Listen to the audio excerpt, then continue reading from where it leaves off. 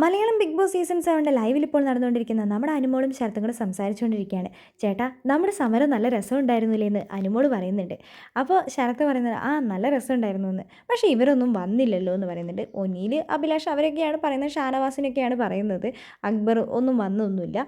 ഇവർക്ക് ഏത് സമയവും നുണയും കുറ്റവും പറഞ്ഞുകൊണ്ട് ഈ ഇരിപ്പ് തന്നെയുള്ളൂ എന്ന് പറയുന്നുണ്ട്. പുറത്തെ കാര്യങ്ങളാണ് ഇവരെപ്പോഴും പറഞ്ഞുകൊണ്ടിരിക്കുന്നത്. ഇത് കേൾക്കുന്ന ആൾക്കാർക്ക് ബോറടിക്കില്ലേ? എപ്പോഴും ഒരേ കാര്യങ്ങൾ തന്നെ പറഞ്ഞുകൊണ്ടേ ഇരിക്കുകയുള്ളൂ. ഇവർക്ക് എപ്പോഴും ഇത് തന്നെയാണ് പടി. പിന്നെ നമ്മുടെ സരികയും ബിന്നി അവരൊന്നും പങ്കെടുത്തിട്ടുണ്ടായിരുന്നില്ല. നമ്മുടെ അനുമോളൊക്കെ അത് പൊളിച്ചടുക്കുകയും ചെയ്തിട്ടുണ്ടായിരുന്നു.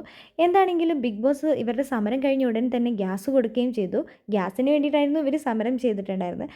അപ്പോൾ നമ്മുടെ ശരത്ത് അനുമോളോട് പറയുന്നുണ്ട്, ഇവർക്കൊന്നും ഒരു ക്രിയേറ്റിവിറ്റി ഇല്ല, അതുകൊണ്ടാണ് ഇവരൊന്നും മിണ്ടാണ്ട് ഒരു മൂലയ്ക്ക് പോയിരിക്കുന്നത്.